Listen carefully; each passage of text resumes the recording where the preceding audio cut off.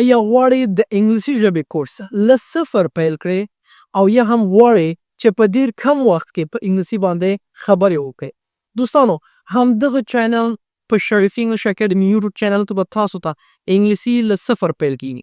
که چېرې تاسو هم غواړئ یو د هغو زده کوونکو څخه شئ چې انګلیسي په ډېر کم وخت کې زده کړئ، نو زموږ غوښتنه دی چې همدغه چینل در سره سبسکرایب او ویډیو در سره لایک کړئ.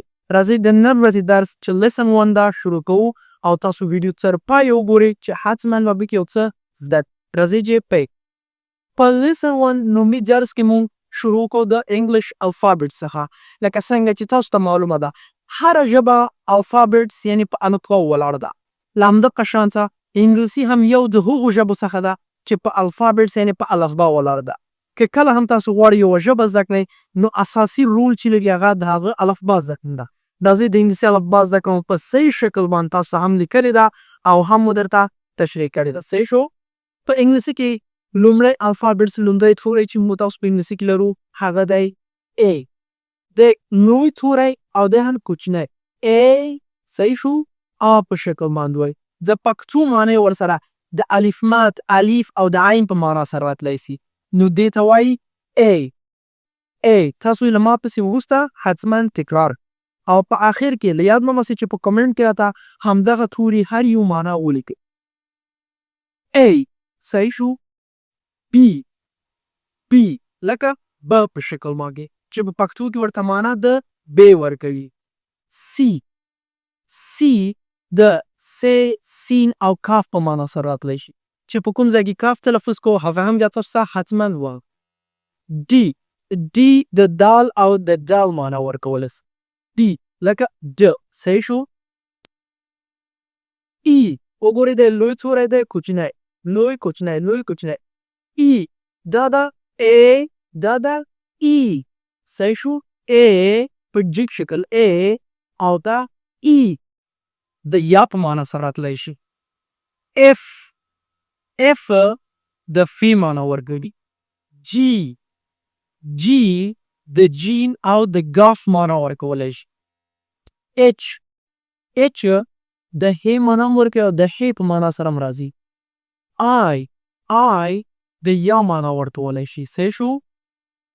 J صحیح شو؟ دا موږ تاسو په داسې شکل وایي لکه د ج پره J د جی معنا ورکوي. ګورئ دا J او دا G دا E دا A پارتیان لرو.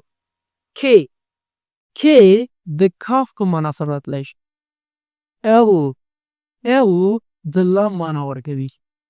M د می معنا ورکوي. N لکه ن په شکل آواز سره د نون معنا ورکوي. O د واو او یا هم د عین معنا ورکولی شي. P د پی معنا ورکوي. Q هم د کاف معنا چې انګلیسي کلماتو کې راتلی سي د کاف معنا او د پښتو په کلماتو کې لکه د قاف په شکل باندې قرآن قاری همدا په شان نور غوري کې به کیو کومه. R د ری معنا ورکوي. د لوی توری دی کوچنی او د ری معنا ورکوي. S د سین معنا ورکوي. T د تی معنا ورکوي او د تری معنا ورکوي د تی معنا. صحیح شو؟ U د یو معنا ورکوي د عین معنا ورکوي او د الف معنا هم ورکوي. V د واو معنا ورکولی سي. W هم د واو معنا ورکولی سي. X د X او د X معنا هم بو. Y وګورئ Y او دا کوچنی Y د یا معنا. Z یا هم Z چې ورته وایي د څلور تورو د ز زال زوی او بات معنا ورکولی سي.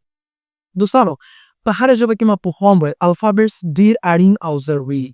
حتما همدغه ویډیو د ځان سره ډاونلوډ کړئ او تاسو کولی سئ همیشه دغه الفابیټس څخه ګټه واخلو. راتلونکي ویډیو په څه اوسېږي حتما بله ویډیو هم تاسو ته د الفابیټس له برخې لرو او د نورو ویډیوګانو لپاره حتما زموږ دغه چینل در سره سبسکرایب